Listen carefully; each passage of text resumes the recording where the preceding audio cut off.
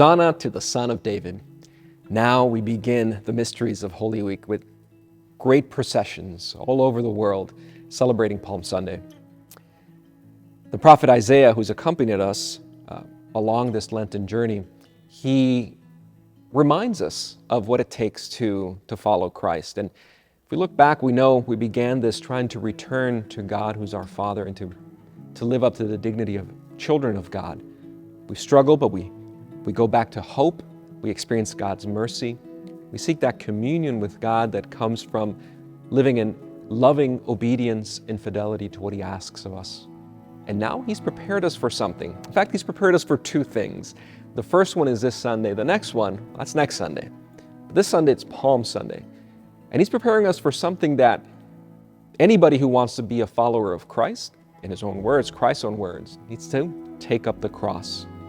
Today, it's an invitation for all of us to take up our own crosses and to prepare for it. Prophet Isaiah, speaking of this man who will suffer, he says, I've been given a well-trained tongue. My ears are open. I am prepared to hear whatever it is God is asking of me. And I'm ready to listen and I'm ready to speak.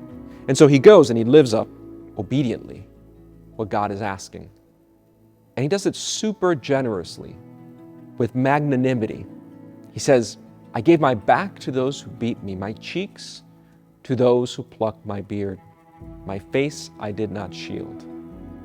What an image of, in front of suffering, of people who wish to do us harm, our normal reaction is to run away, to protect ourselves.